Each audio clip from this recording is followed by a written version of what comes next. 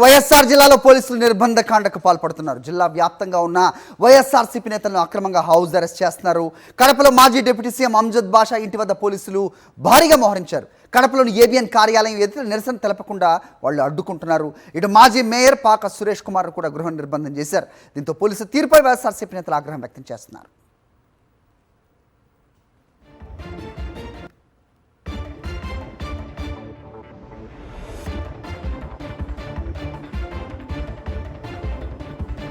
చూస్తున్నాం వైఎస్ఆర్ జిల్లా వ్యాప్తంగా కూడా వైఎస్ఆర్సీపీ నేతలు హౌస్ అరెస్టులు చేస్తున్నారు. వారిని పోలీసులు నిర్బంధ కాండకు పాల్పడుతున్నారు. జిల్లా వ్యాప్తంగా ఉన్న వైఎస్ఆర్సీపీ నేతలను అక్రమంగా హౌస్ అరెస్టులు చేస్తున్నారు.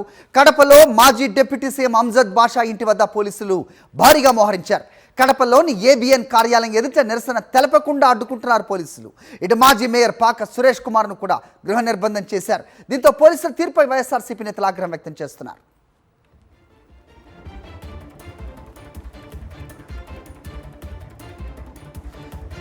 ఇదే అంశంపై సమాచారం మా ప్రతినిధి శ్రీనివాస్ అడిగి తెలుసుకుందాం. శ్రీనివాస్, ఏంటి అక్కడ సిచ్యువేషన్?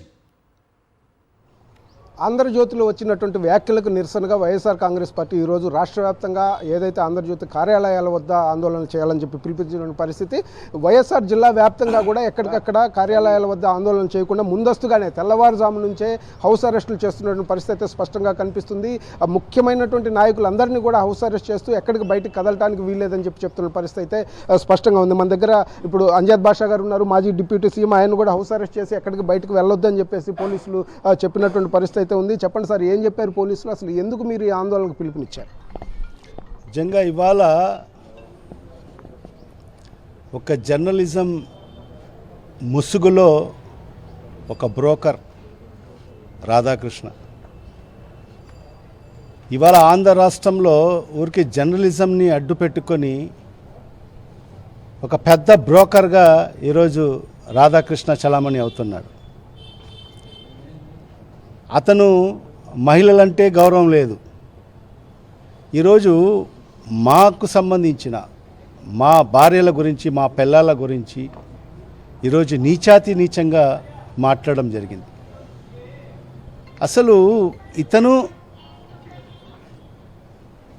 జర్నలిజానికి అసలు అర్హుడా అని చెప్పి మొదటగా నా ప్రశ్న. అసలు ఎందుకు ఈ ప్రభుత్వం కానీ కేంద్ర ప్రభుత్వం కూడా మరి ఏదైతే ఈ ఛానల్ కానీ పేపర్ కానీ దాన్ని అనుమతులు ముందుగా రద్దు చేయాల్సిన అవసరం ఎంతైనా ఉంది. మరి అలాంటిది మనకు సంబంధించిన మా ఆడపడుచుల గురించి నీచాతి నీచంగా మాట్లాడితే మరి ఈరోజు ఈ ప్రజాస్వామ్య దేశంలో ప్రజాస్వామ్యబద్ధంగా శాంతియుత మార్గంలో నిరసన కూడా తెలిపే హక్కు మరి మన రాష్ట్రం లేదంట. ఈ కూటమి ప్రభుత్వం పరిపాలనలో ప్రజాస్వామ్యబద్ధంగా మరి అదేవిధంగా శాంతియుతంగా మన నిరసన కూడా తెలిపే హక్కు లేదు అని చెప్పి ఈరోజు సుమారుగా 30 మంది పోలీసులు, సిఐ, ఎస్ఐలు, కానిస్టేబుల్ అందరూ వచ్చేసి ఉదయం 6 గంటల నుంచే మరి ఇంటి వద్ద పహారా కట్టి మరి మీరు బయటికి వెళ్ళే పరిస్థితి లేదు, మీరు బయట నుంచి వెళ్ళకోకూడదని చెప్పి ఈరోజు హౌస్ అరెస్ట్ చేసిన పరిస్థితి. ఈరోజు మీరు అడ్డుకోవచ్చు, ఈరోజు మీ కాడ అధికారం ఉందని చెప్పి పోలీస్ బలగాలు ఉన్నాయని చెప్పి అడ్డుకోవచ్చు. ఇది మామూలు ఎప్పుడు ఇదే విధంగా ఉండదు. కాబట్టి ఖచ్చితంగా మా యొక్క నిరసనను నేను తెలిపే హక్కు ఈ ప్రజాస్వామ్యంలో ఉంది. కాబట్టి ఖచ్చితంగా మీరు ఎన్ని అడ్డంకులు సృష్టించినా కూడా మా యొక్క నిరసనను ఖచ్చితంగా తెలియపరిచే కార్యక్రమం ఖచ్చితంగా చేస్తామని చెప్పి కూడా ఈ సందర్భంగా తెలియజేసుకుంటున్నాం.